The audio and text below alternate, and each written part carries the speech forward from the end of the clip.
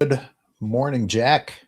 Good. Welcome and hello Thank to you. everyone in the chat. I've got the owls up on the screen real quick, just so everybody knows that that's what the show's primarily going to be about.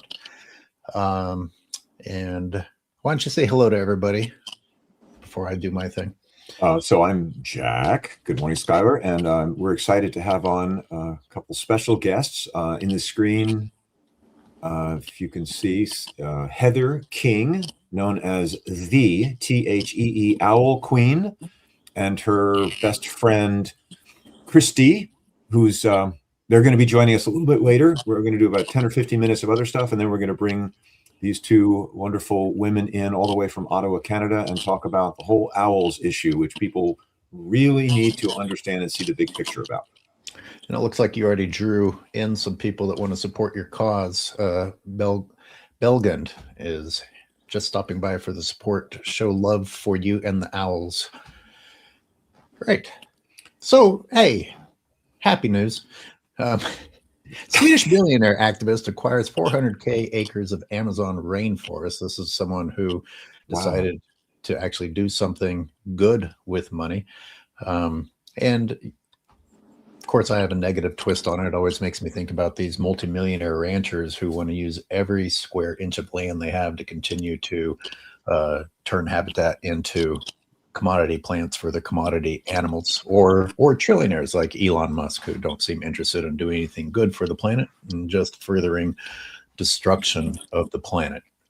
Now, this is going to be the topic for next week, but I find it really, really interesting that people are, well, we've got this interesting little battle between Trump's rancher buddies and Trump's techie buddies, because apparently these data centers are wreaking havoc on ranches, and claims are that the calves are being born still due to the side effects of living next to these data centers. And of course, they're also using up water that the ranchers wanted to use up for themselves. And we've got, let me put up a couple more of these images.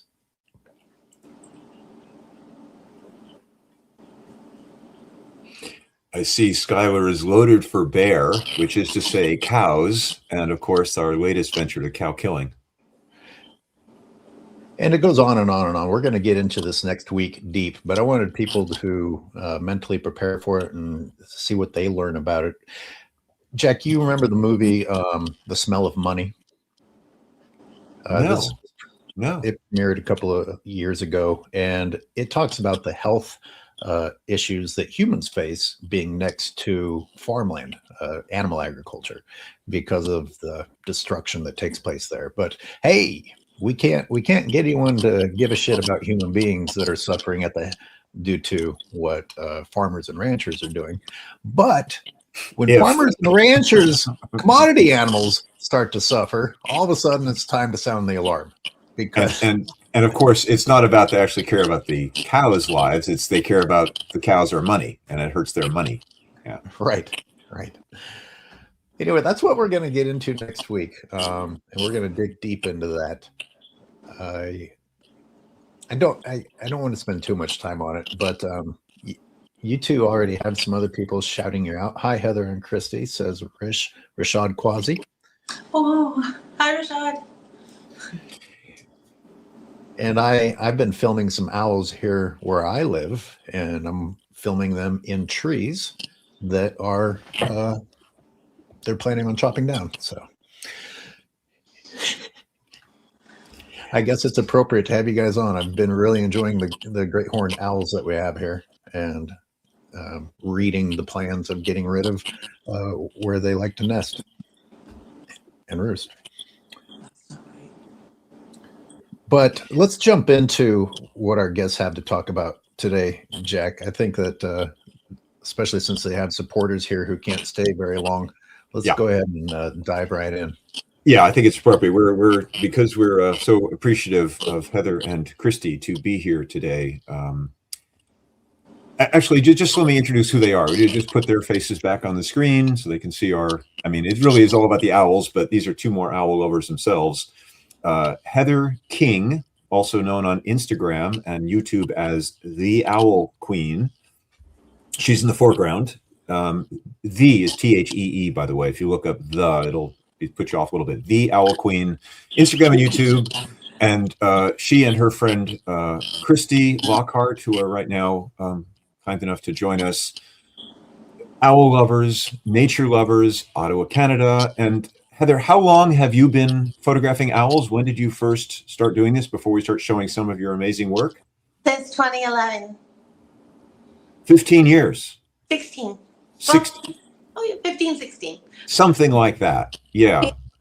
Okay. And I became aware of you, I think, I forget, you have the story of how we connected, whether you reached out to me or I got to you through Wayne Pacelli of Animal Wellness Action, who is another really big key player. He's actually brought a lawsuit about an owl killing program we're going to get into. But I did want to, before we go into the doom and death and destruction, as we often do in this show, I do want to talk about, why we're all here. We are all three connected in, caring very much for wild animals and wildlife and wildlands and the owls. So, Skyler, I guess it just will give people a taste of some of the things that Heather has. If you would put up the video screen now, I'm just going to hit play on this. It's just a, let's see, short 2-minute video.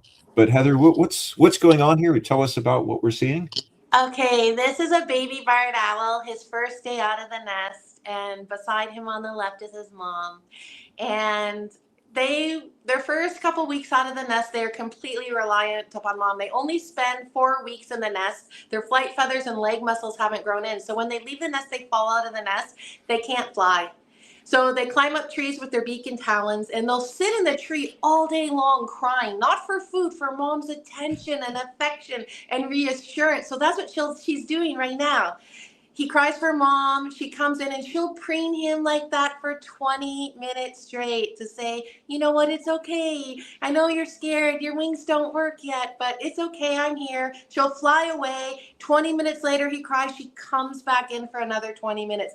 It is the most beautiful thing. And I've studied owls for 16 years. And the first time I seen a barred owl mother do this to her child, I put my hand on my heart and I couldn't stop weeping because I've never seen this done with any other owl species in my life.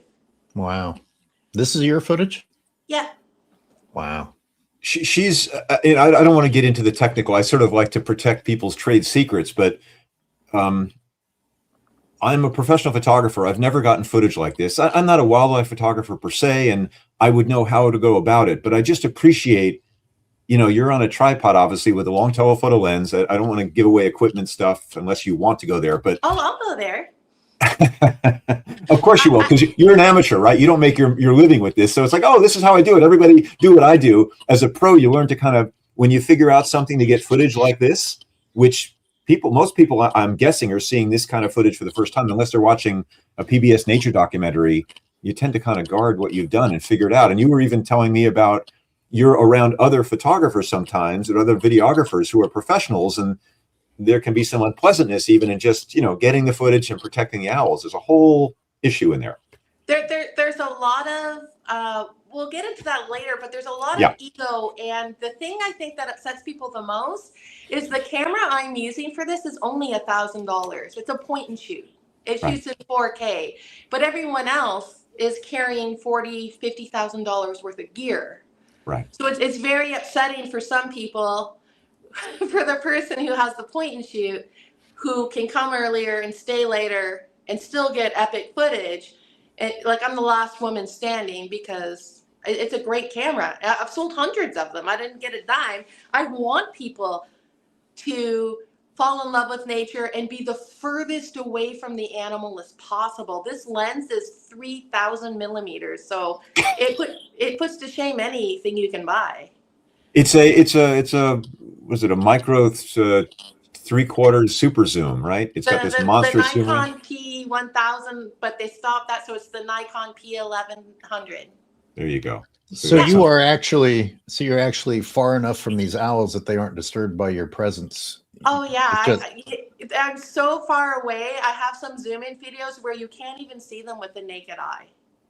Okay, it was either going to be that they've accepted you, like the gorillas in the mist thing, and they don't care that you're there anymore, or that you're really far away, because they don't seem disturbed by a human presence. But that's because they can't see you, I guess. No, barred owls are the most chill, though, out of all the owl species. And if you're really quiet and they get to know you, it makes a difference as well. If you don't come in a big crowd and like trample through the forest, and it makes a difference. So I have a question, which is going to be a bit of foreshadowing. You'll know where I'm going, Heather, before we actually go there. If that mama were to fly off and for some reason not return, what would happen to this owlet, this baby owl? That baby owl would die a terrible, painful death of his organs shrinking and then no longer working and shutting down from malnutrition, because for the first few months, they are completely reliant upon being fed by mom and dad. So she can't get her own food, and she hasn't, in the business, they call it fledging. She can't fly yet. She's just standing there in the nest area. Yeah. Wow. Okay, so completely vulnerable. And how many do they have? 1, 2, 3? How many babies, owls, do the mother owls have? They usually have 2 to 3. Once there was a family that had 4, but it's usually 2 or 3. And what about where's Dad? I'm afraid to ask. Dad is amazing. Mom, okay, from what I've learned, Mom has these motherly hormones coursing through her veins, and she won't let Dad go near.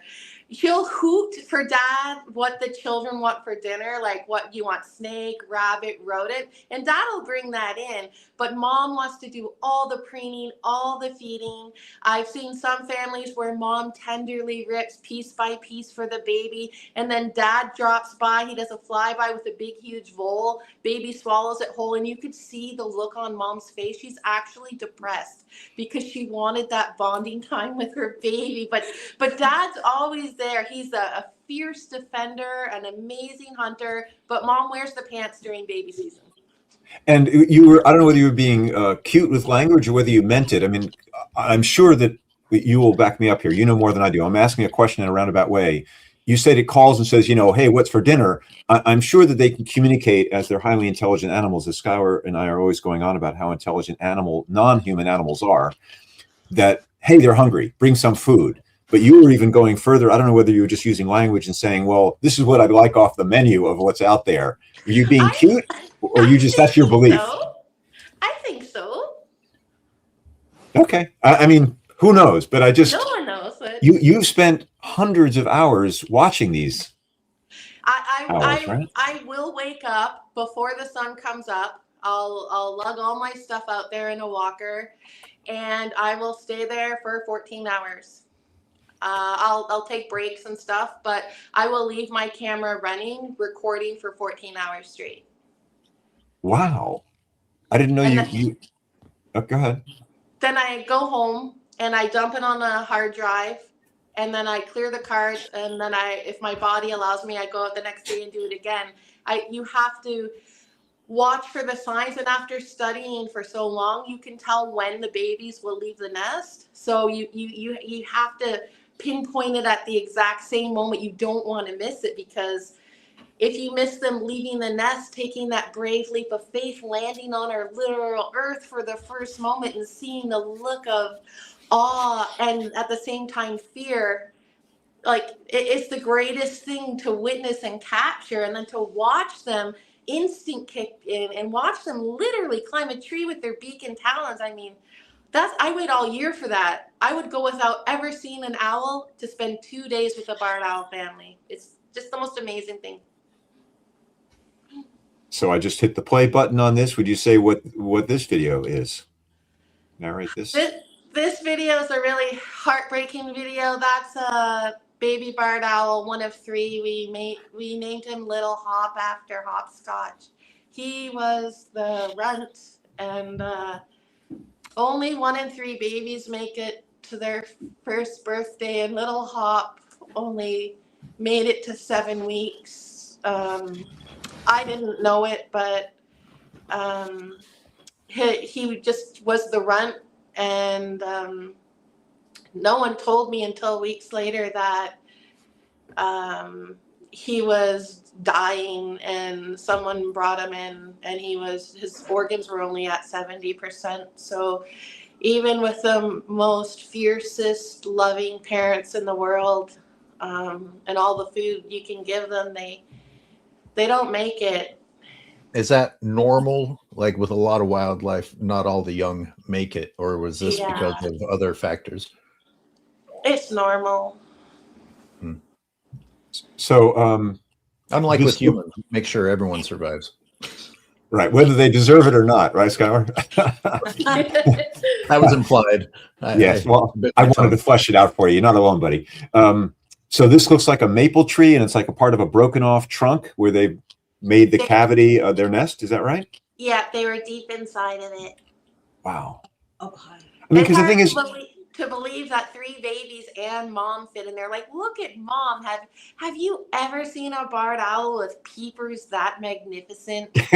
Oh, I mean, if I was Papa, I mean, I'd be lined up around the block to be her mate. I'm going back to that. I mean, this is remarkable that you get this. I've never seen. I mean, I'm sure it exists, but I haven't seen footage this close. And obviously, it's a long. I'm pausing it there. Long lens is a little bit of shake at your whatever you said, 100,000 millimeters. Yeah, it's just amazing. It's just amazing footage, and this is why you have such a connection to these owls. You're not just spending time in the forest with them, but seeing them really up close for hours and hours and hours and hours. Right. Since we're continuing to move forward away from the grooming video, I better get it out of my system. I that's on my mind all the time because of the baby calves, and when you see other species, the dairy calves that are taken from their mothers days after birth, and I immediately jump to Jesus. How are we going to get people to care about owls when we can be so calloused to mammals? And almost every species I've ever seen, I'll witness deer licking, grooming, elk, wolves, and then dogs. And, my dogs and I are very close. And I think about how we've deprived even our best friends of that experience because it's so normalized to take them away from their mothers and sell them in an industry. And then people turn around and punish their dogs for wanting to groom or show affection by licking. And they try and do it with me in the mornings, and I allow it because I can tell it's important to them, and I groom them right back. But it's a bonding experience. It's so intimate. It's so important, and it's got to be so important to their development. And we just deprive that of so many species while it's actually normal and necessary. And here we have yet another example. And I don't know when people are going to stop being surprised, because I'm sure people are like, oh, wow, I didn't know they did that. But we don't know anything about anything. Of course they do it. We need to get back to expecting things like that. That is nature. That is normal. We need it. We desire it. We have to have the touch. We have to have affection. Otherwise, we don't develop properly either. And of course, they need it as well. And people need to just stop dismissing this and being like, oh, well, it's just an owl. Well, it's obviously not just anything. It's a sentient being. It's a mother with children. 100%. And Amen. if we Amen. could do, oh, sorry. Not at all. Continue. I interrupted you. A little segue. Like maybe 10, 12 years ago, we were at a park and the Canada geese had babies. They weren't the cute little fuzzy wuzzy goslings. They're like the in-between stage. And we seen that one of them was limping, and we seen that another one there was like a bike rollerblade path. One of them was like literally laying there almost dead. And Christy and I were just looking like at everyone pointing at the geese, laughing at the geese, that the baby geese that were dead are almost on their way to dead and limping. And we were like, oh my God. So we called the animal rescue place. They said, go get some boxes and towels. And there is other people there feeding the geese, so we got them to distract the parents. We put a box over each of the geese that had issues with their legs, the babies. And when we took the geese away, the sounds that the parent Canada geese made us weep for like an hour. It was guttural anguish, and we felt so horrible that we could not communicate to them that we're saving your babies. But that sound like will haunt us till the day we die. Yeah. How I do you heard get similar. people to care about a goose, right? They just look at them as a nuisance, as pooping. And then you look at the owls. Well, the owls get rid of what is the nuisance. But then corporations are poisoning what the owls are getting rid of, which is just so upsetting how little people care. You had a comment or a similar experience, Skyler? You just were going to say? Well, someone who rescued a dairy calf that was doomed. You guys know the system with the dairy calves. The poor moms keep getting impregnated and having their babies stolen. And so this woman decided to try and get one calf. And she described the heartbreak of trying to do the right thing while also stealing from the mom, because the mom still was like, my baby. Anyway. No, it's a huge cultural issue. Is we humans, run the show and live indoors. We are sociopathic in our callousness to the cries of other living creatures. So what's the word for that when we only see connections of our own species? And of course, that even is limited and damaged to some extent. But when we just don't see other animals as equals, as having the same complex emotional lives. Anthropomorphic? But there should be some word combining the two, whereas pathology with anthropomorphism. I mean, anthropomorphism is a little different. That's giving human qualities Ray Cooper says, welcome, Heather. Yeah. Phoenix signed the petition, shared it over a dozen times. Yes, so thank you for the reminder. We have a petition. Heather specifically has a petition. It's Hoot for Justice on change.org. There is a link here, but even if you're just hearing this, if you go to change.org and type in Hoot for Justice, there's a specific up on the screen petition. Thank you. It's up on the screen now. Thank you very much, Skyler. That Heather started over a year ago, right? Or a year and a half ago? Yeah, and that's specifically, that's about we'll get into the barred, the so-called, in fact, I call it by the only name I'm going to call it, which is the Barred Owls Mass Slaughter, BOMS. It's known as BOMS. When it was issued by the U.S. Fish and Wildlife Service, it was called the Barred Owl Management Strategy, but management is their euphemism for mass slaughter. So yeah, you guys shake your head exactly. I refuse to call it that. I mean, for me, well, even when they say they're going to remove owls for whatever reason, I'm all over the language all the time, and even trying to see how I get fooled by their use of euphemisms, the Orwellian language, which we're going to remove them to protect versus we're going to shoot to death to kill hundreds of thousands of, whatever. It's just always the language hides the truth. Did I read shotguns? Where are you removing them? Where are you moving them to? And what upsets me to no end is when you educate the people what is happening. They're like, oh, well, they're not even interested in that. It's about the timber companies. They're not interested in any of the realism. They've already been brainwashed. And when you tell them, they're like, oh, you don't care about the spotted owls? No, the spotted owls are going to perish too. We care about all the owls, but what part of this are you okay with that grown men, sorry, I'm going to say, I've been getting a lot of rap about this because I have seen footage and interviews of men doing this. I love men. I have great men friends. It's nothing against men.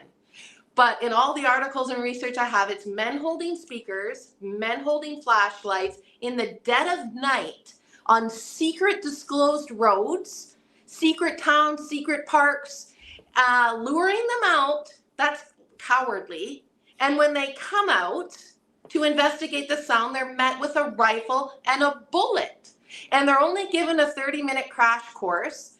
It'll take more than one bullet. There's going to be many walking wounded. And when you bring this up to people who are like, oh, you don't care about the spotted owl. No, it's all owls. But what do you think about the 450,000 moms and dads that are being lured out and blown away with a bullet, and their 2 to 3 children that are going to be left orphaned and starving in the nest? The body count's going to be over 1 million, and it's not going to be just barred owls. Like, hold on, Heather. Sorry, I was going to let you run, but you're gonna do what Skyler and I do, which is really run down the lane. I want to set the stage. People don't know what you're talking about, I'm assuming. So, for people new to this program and new to this issue, which is going to be most people, we're talking now about a U.S. Fish and Wildlife Service initiative, which I will call the Barred Owl Mass Slaughter, BOMS. Its official name or acronym is BOMS.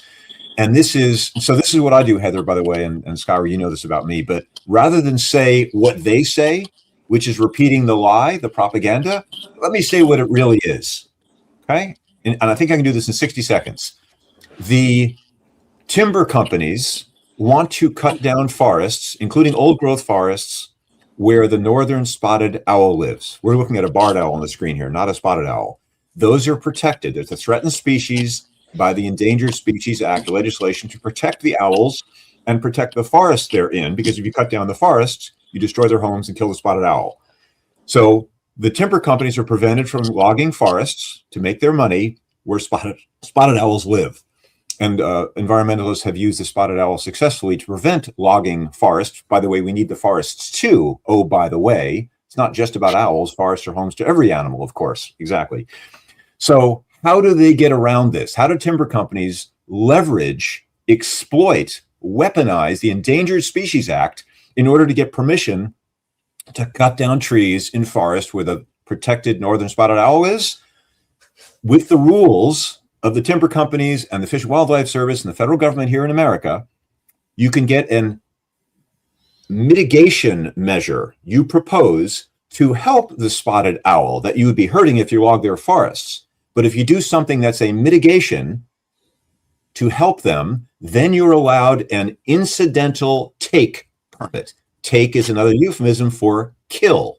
Yeah. So if I do something good to help spotted owls over here in this piece of forest, mostly this is western coastal states, then you're allowed to cut down the forests and incidentally kill, they call take, the spotted owl.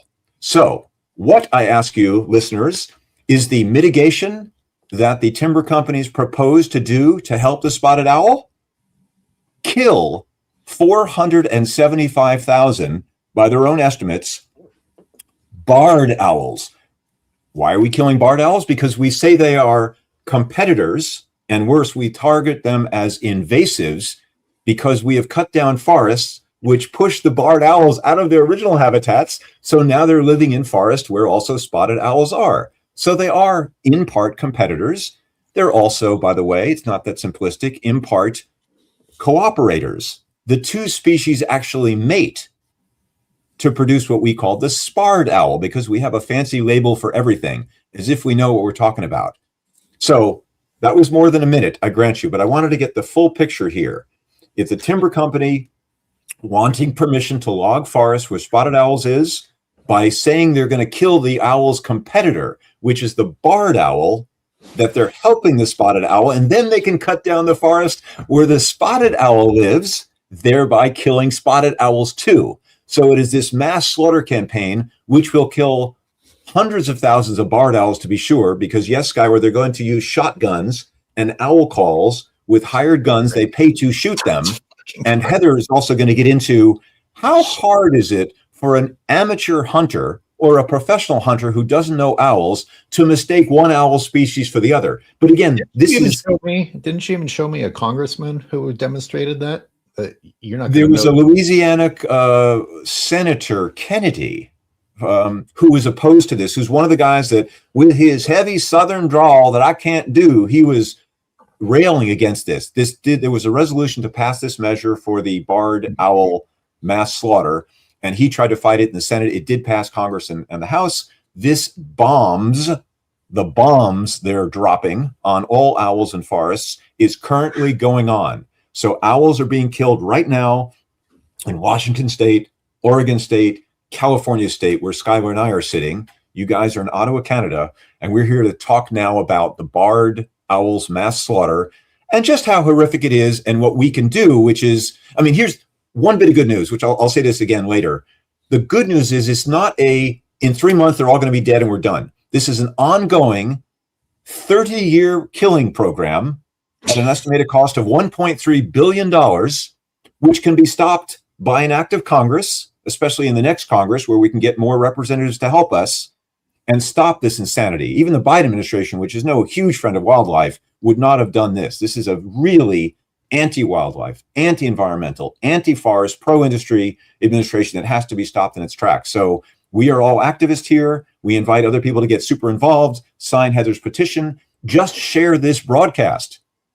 Share this so more people learn and get to see this beautiful owl that Heather King, the Owl Queen, and her friend Christy care so much about. This problem will just get transferred to another species. I want to rant about the fact that every single year we're dealing with the timber industry. And despite how much the timber industry takes down, we still have wildfires, and the wildfires get rid of trees. And how do we respond to losing trees to wildfires or proposals to get rid of even more trees? We have less trees than ever and more tree management than ever. Every fucking species is going to be labeled as invasive because every species is going to end up trying to find the one goddamn tree that's still standing. You're never going to find it. Thank you, Skyler. Thank you, Skyler. Yes. And by the way, yes, isn't it amazing that when something gets labeled as invasive in order to kill something, because boy, we love killing shit, all of a sudden endangered species and invasive species means something. But otherwise, the Endangered Species Act has not succeeded in getting almost any species off of the Endangered Species Act. Very little action taken when it comes to saving something. Boy, almost immediate action when you can appease, and you called them men. They're not men. They're sad substitutes for men that get off on killing things, making up for all the inadequacies that are inside of these shells of men. Beautifully put. Yeah. Leah has asked a great question, which is, as she should as another activist, or a fan and friend, a fellow activist. This is so horrific. What can people do? In other words, now that we've get everybody really upset, you want to give them an action. So, Leah, as far as I know, I just checked this morning, but I did not see the In Defense of Animals, who I do some work for, is doing an alert. It was supposed to post. I couldn't find it on the website, oddly enough. I don't think they did post it. It's probably delayed. It will be coming out. There's a few different actions people can take. But honestly, what I do with these things is, Skyler has a few links in the chat. There will be links on this program. You can go to my Tree Spirit website. I just want people to kind of give us your email so we can keep you on a list and inform you of what things can be done. This is going to be an ongoing campaign. Thank you very much. Skyler just put up a blog I wrote where I will be using that as kind of like a landing page. So if you go to my treespiritproject.com site, there's a little search bar. You can type in owls and you'll get to this page very easily without even the link. Same with Heather King, the Owl Queen. Thank you, Skyler. Awesome. Hoot for Justice petition at change.org. There's a link there. But even if you're just hearing my voice, I'm trying to give simple URLs so you can, in 5 seconds with a computer or a phone, go to these websites and do some stuff. And then also, a lot of it is also, I think, constantly educating the public. Like Skyler was saying, how do we get people to do this stuff? And we're all saying, what a sad state that people don't understand owls. Just looking at this beautiful owl, I mean, how can you not care and think this guy should be, well, in this case, this is a baby, right, who is going to be abandoned when his mother is shot. So when they shoot a barred owl, assuming they shoot a barred owl, and of course they shouldn't be shooting any owls ever, my God. And it's also, the barred owl is protected too, by the way, under the Migratory Bird Treaty, which is, I think it's because it migrates between Canada and the US, right? You're in Canada, women, and we men are in US. And of course, these owls move around. They don't seem to understand state borders and border crossings. They just fly around where they fly. And then we kill them in one place. Oh, by the way, and the barred owls that will be killed in or are being killed now in the 3 coastal states, other barred owls will fly in and replace them. And they don't plan to exterminate them all, to wipe them out off the face of the earth, just to kill hundreds of thousands of them ongoing for decades. So we need people to care and to know more about this and just talk about it so they understand it's not about saving the northern spotted owl from the nasty invasive barred owl. That's the cover story. That's not so simple and true. So what's going on here, Heather? Narrate this. We don't have sound on you, Heather. Oh, sorry. She has background noise, so I muted her. Okay. All right, you're on. You're back on. Okay, I'm gonna pull that back. I'm gonna play that back. What's going on here? that's little Hop, the one that didn't make it, and that's his first 2 weeks out of the nest. He can't fly. He's trying to climb trees and go places, but he's panicked right now. He's trying to, all he can do is walk, hop, skip, and jump. So he was literally like 5 feet off the ground, and that's how he got around for 2-3 weeks. That's how all baby barred owls get around. So I hate to, if I don't put this, I'll be Leah. back. I gotta kill some background noise. I'll be back in 60 seconds. Something's going on here. Sorry. More vegetation management. I'm going to go out on a limb and say that whatever noise he's dealing with is humans managing vegetation. So Leah, and in Defense of Animals is having a Respect for Fish webinar, and they also have an action item. They're actually having me on Thursday. Anyone who wants to tune in for that, Leah, thanks for the reminder. I'll put it in the description. Here it is up on the screen. This is the first link, and then this is to sign up for the actual webinar. They're petitioning to stop some new cruel practices that are being introduced for fish. Humans are going after every species, underwater, above water. The fewer we have, we seem to increase the speed at which we try to get rid of the few that remain. It's really astonishing. And I'll add those. I know those don't look like very workable links in the chat. I'll add them to the actual video description. Heather, go ahead and walk us through. This is cute watching them learning how to. yeah, it's really, really. it's the most magical thing. Like, they see mom and dad fly in and out of the nest for the full 28 days they're in there. So when they leave the nest, they're like, oh my God, how come my wings don't work? And then you see them parachute to the ground. And if you're lucky and keep your distance, because if they were stressed out by you, they'd clack their beak and they'd puff up real big. But he was just a little go-getter and trying so hard. You can see the gears turning in his head, like, how do I get up this tree? How do I get closer to mom? And mom and dad were always nearby. It's the most heartwarming thing in the whole wide world. Can the mother help the baby back up? No, but she can fly near where she wants him to go, or she can bring food. Oh, if you want this, I want you to come over here. And she has her ways. And when they fledge, when they attempt to fly, do they almost always take flight, or do they sometimes fall to the ground and no, I wasn't successful?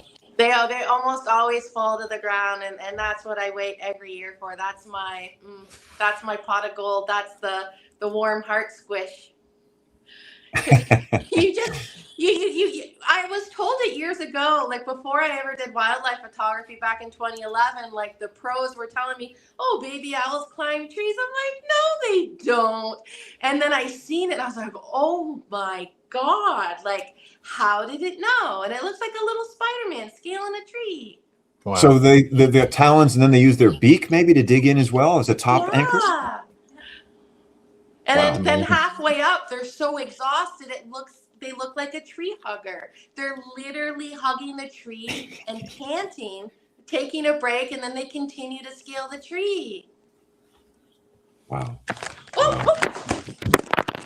We are experiencing operating difficulties. The owlets have fallen from their nest.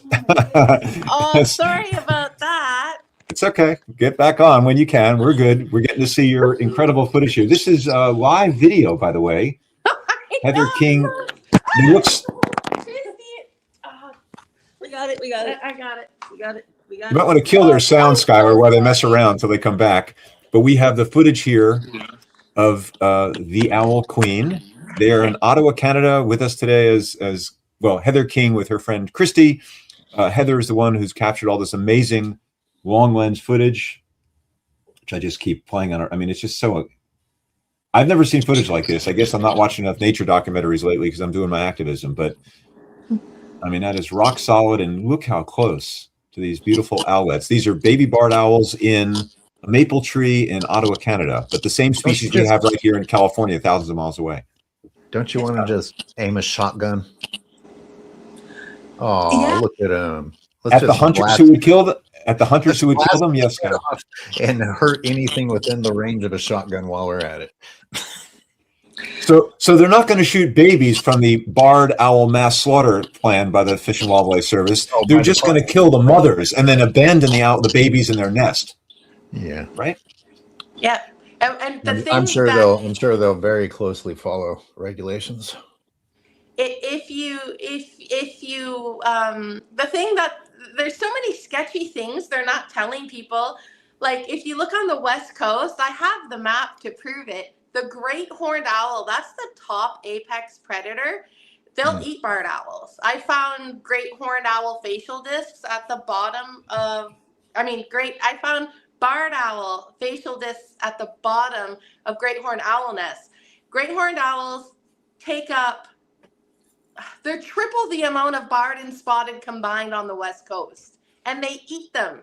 Meanwhile, the barred and the spotted mate. Wait, what does that mean? They triple the amount. You're saying there are more great horned owls? They're more numerous? Is that what you're saying? Yes, and it's proven. Like I've got the maps. Like. So wait a second. So what you're saying? I'm sorry, I have to do this because when I spoke to Wayne, he's so smart, and he's Animal Awareness, Animal Wellness Action is a group that actually brought a lawsuit against this. So thank God there's another group which is doing good work. I have some links to them also on my website. I'm going to build out my owl page. But you're saying that the Fish and Wildlife Service is, of course, it's a sham. It's propaganda, but they're targeting the barred owl as being a threat to the northern spotted owl. But you're saying the great horned owl is also predating, eats, of course, as animals do. The larger animal is going to eat the northern spotted owl too. And they just, for some reason, haven't targeted, well, I know what the reason is, but they haven't targeted the great horned owl as a threat or an invader either. They will.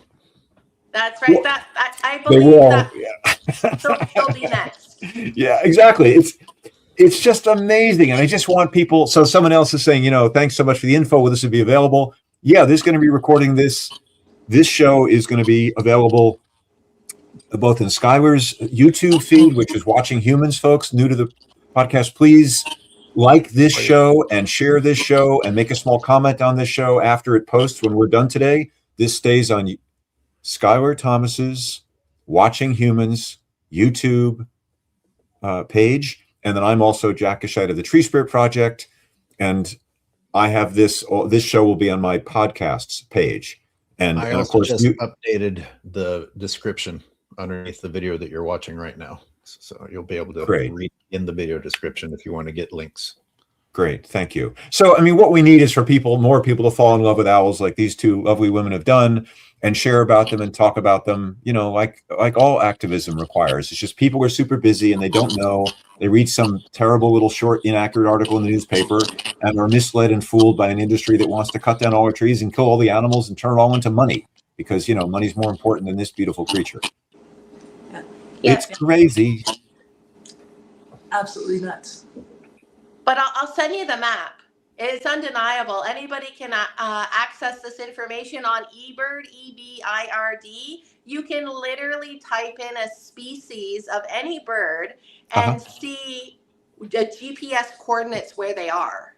So when you do that for the west coast of the United States, the spotted owl is small, the barred owl is a little bit more, and the great horned owl, it looks like it's completely invaded the West Coast. Invaded. Yeah. It's tricky. Skyler and I, we mostly, 95% agree in this stuff. This might be 5% of difference, but the whole thing with invasive species is it's exploited now by companies who use that word, and then it's an excuse to do whatever they want to do, which is always killing and destruction. That's the trouble with the word, even though there may be some species that do damage to an ecosystem. We don't want them there. It's just gone so far out of the realm of sanity. In fact, I'm working for another client right now there's another effort by the National Park Service, which is killing mountain goats that have expanded their range, also like the owls, moving because of the climate crisis, which is caused by us humans. And they're killing mountain goats from helicopters with rifles, not shotguns in the forest like the owls, in order to protect the bighorn sheep. So mountain goats and bighorn sheep are also competitors, and we decide who's the bad one that should be killed to protect the good one that we want to protect. And then we use the endangered species. All of these problems that we end up trying to solve, we created. Like, the system was already in place. The balance was already in place. Yeah. And every single time we screw something up, then it gives humans an excuse to come through and manage or mitigate, which means it gets your rocks off killing things. Right. And that leads to other imbalances. We never allow the system that was in place to come back, the predators and things of that sort, because they aren't allowed in our system. And therefore we keep managing via murder. Yeah. Men, as to Heather's point about men and your defense of, there are good men and bad men, but a lot of hollow men who kill just rapaciously. We then man-age the earth. We man-age the earth. Yes. You're very right. Well, there's a big social media movement, or there was when I was still on it, of women getting on board with that. Oh, don't leave us out. We like to kill too. Well, that's the wonderful thing about our culture, right? We can get women to get on board and become more masculine so they can, survive in our hyper masculine Mother Nature killing society and culture. Wow. Whee! See, we're a happy group here, Heather and Christy. We have fun. It's love. We talk love and death, because that's what we unfortunately are doing to the planet, killing it. The amount of hate that this woman gets. Yeah, I've had to block over 5,000 people, and it really plays a toll. I've had to block even people from the organization I volunteered with Wildlife Rescue for 9 years. I've had to block colleagues and friends, people who insulted my intelligence, my weight, my disease, everything, for sticking up for the barred owls. I've got nothing left to lose. I'm not making a dime. I literally have nothing left to lose. You want to bring your hate, come at me, hate me. I don't care. Owls saved my life in 2011. That's another story. I'm writing a book about it. But my purpose on this earth is to be the voice of the owls, and I'm never going to stop. Well, let's call out the haters really quick, because what you said at the beginning of the show about the people who say, well, don't you care about the spotted owl? That represents so many people, no matter what the subject is. They don't want to be good. They want an excuse to continue being bad. Whether it's, they'll do it they'll use humans. If you're trying to get people to be aware of the abuses of farmed animals, you'll be like, oh, there's humans suffering on the planet. Why aren't you worried about the humans instead of this? I'm like, what are you doing for those people? Show me your organization, nonprofit. Where's your petition to go and help those humans that you just told me about? It doesn't exist, because you don't actually want to do anything good. Your real concern isn't that, oh, shit, man, let's save these people first, and then we'll go and do this good thing after that good thing. No, what you people want to do is not do anything good ever and feel better. I agree with you, because when you go to look at their profiles, there's zero advocacy. And another thing that pisses me off is all of the finger pointing. Oh, well, it's our government. Oh, well, it's this. Oh, well, it's that. What are you doing? And while I'm at it, where are all the wildlife photographers in the United States? I've reached out to hundreds of you. You know what's happening. How can you post pretty pictures of barred owls knowing they're being lured in and blown away with a rifle and a bullet? I can answer your question. Okay. 2 reasons. One is ignorance. They believe the propaganda, and they actually just sort of read the top line explanation in the popular press, in the media. Barred owls are invasive and they're killing spotted owls. So they come at you not knowing any better and think you're speaking incorrectly. And the other is, I think many professional photographers, people in the business who are pulling off the system, if they speak out, they will be ostracized. Yes. right? You can't criticize the U.S. Fish and Wildlife Service that you can't get your permits to go lead groups into the forest. You can't criticize the National Park Service because then you can't get your permission to go in there and lead, I don't know, meditation groups or nature walks or whatever. You become part of the system, and then you can't criticize it without having some repercussions. Then you might as well join the UFSWS and pull the trigger instead of pressing the button on your camera. Skyler would agree with that. Yeah, exactly. I mean, you're either with nature or you're against it.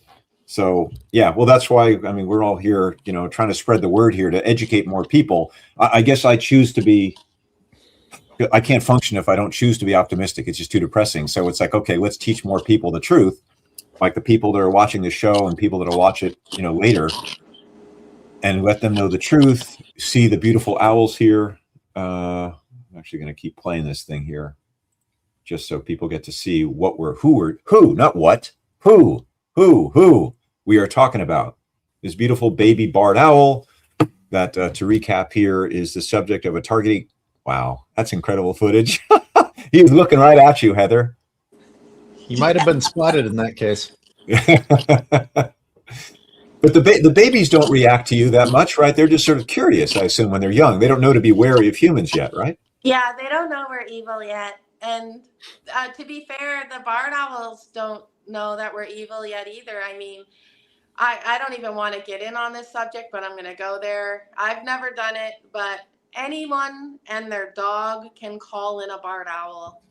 People do it to go viral on the socials. They buy speakers, they put them on picnic tables in parks to get barred owls to fly over their head, to get 20, 50 million views. But by doing that, by even me saying that, monkey see, monkey do, and they're too trusting. So if an average Joe and a child can set up a speaker on a table and get a barred owl to fly over their head, think of how easy it is for the USFWS. So again, for the reasons you said, I'm going to shift a little bit and say, for me, why I chose to get involved with this owl. I mean, there's so many different ways to get involved and help animals and the environment, but I chose owls because if the average schmo in this country, Joe Public, can be convinced that owls need to be shot, owls, they don't mess with humans, they are respected as being wise and intelligent and fascinating and soulful. I mean, it's like a totem animal in our culture. Who dislikes owls? You might dislike wolves, or you're afraid of coyotes, or the beaver's going to cut down a tree you like or something. There's always a way to hate an animal. But owls? I don't know of anyone who hates owls unless you're, I guess, raising mice or something. So it's like, and then they're going to be targeted and vilified, and people will believe this once they're tarred invasive. That's the terrifying thing that I want to challenge. And also as a way to get people to think about the bigger label abuse of invasive, that if any company says something's invasive, people shouldn't believe it, question it, what that word means scientifically. And again, not to say that some species, it would be better if Burmese pythons weren't in the Everglades, that were brought in and they have no predators naturally and they're going to eat everything. It's a problem. But that doesn't mean that you can use the word invasive anytime you mean willy-nilly, and then we have to kill all of that species, which is what's going on now with the barred owl. Your voice? I had a question. What if we reversed it and pitched it this way? What if they weren't playing the owl sounds and they were playing cats meowing and dogs barking, and your cat and dog went to investigate it, and your cat and dog was met with a bullet? This is the vegan argument. Why are cows different from let me ask, make it as a statement. How are cows so different from our cats and dogs that we love? How is an owl so different from your pet parrot that you have in a cage that you love and you connect with and you know is intelligent and it knows you? Owls are the same. Highly intelligent, highly sensitive animals who deserve to be appreciated and admired and loved, and not everything else we do to them. It's a slippery slope, the sociopathic behavior of human beings, because I'm sure there are people out there that lure dogs and cats into bad situations for views. There's a lot of horrific stuff on YouTube. Yeah. We'll mistreat anything. Let's not get it messed up. once you run out of non-human species to exploit, we turn on each other too. First, because you look different, and if you all look the same, then because of your hair color or how you're dressed or your religion, we'll find a way. So once again, just if people have hung in with us or if they're maybe joining late, we're speaking with Heather King and Christy. I don't know whether you want first name or second name as well, Christy, but I do know it. But in any case, from Ottawa, Canada, owl appreciators, admirers. Heather's a photographer of owls and videographer. You're seeing footage out of her camera. In You Canada. innovated your own lens. I didn't quite catch that part at the beginning. I'm sorry? You came up with your own lens. You were talking about how this lens captures something that other fancy. It's an inexpensive camera as opposed to a fancy piece of 600 millimeter glass with a doubler on it. She's using a super zoom. I'm protective of you. I don't want you to tell people what you use. Don't tell. Because you know what I'm saying. Or don't tell again. Yeah, it's the Nikon P1100. It goes 3,000 millimeters. 3,000. Like I said, that's so funny. But Heather has a superpower, if I may, that many other photographers and videographers, especially those who are making money off it, as I can do. But Heather has a superpower, and that is she really, really connects with these animals and, loves them, dare I say, meaning she has patience for it. They sense her as no threat. She's going to be there out there a long time, not disturbing them. She would, give her own life rather than hurt one of these owls as opposed to trying to make a buck off it. So, that's the unique gift that she has and brings to the world in protecting these owls and being a voice for them. Danielle, very good. Thank you, Skyler. Great comment, Danielle. Thank you. Too bad we don't learn more about animals and nature along with the 3 R's in school. I've always thought through nonviolent communication should be taught too. It would be a different world indeed. Hallelujah. Yeah, and what stops us from having schools where kids go outside, even in urban school, you go out to a park and look at trees and see the birds and, really just spend time kind of in quiet contemplation of the beautiful creatures that still live around us. We haven't wiped them all off the face of the earth with our screens and technology and our data centers, but we're trying. We're moving in that direction. So you can help. Thank you guys very much both for being here. I'll let Jack have the last word. Reminder, Leah, tomorrow I have Rick Landman back. We're digging deeper into rewilding Point Reyes National Seashore. Same time tomorrow morning. Thursday, I am on IDA's webinar talking about some of their actions to help sharks and other creatures in the ocean. So I put links to these things in the description of this video. You can also just look at the YouTube page and see upcoming videos. And there's some background noise. Is that on your end, Skyler, or is that muting the Owl Queen? Perhaps you can just mute so we don't have the scratching. I want to be able to hear what you're saying. And you are on a webinar with In Defense of Animals this Thursday at 2:00. Is that correct? Pacific time. 2 Pacific time. Talking about sharks. It's going to go well beyond sharks because it's basically speciesism. Sharks introduced me to speciesism, and we're talking about respect for fish. But they also have a few petitions and action items that I think will get mentioned.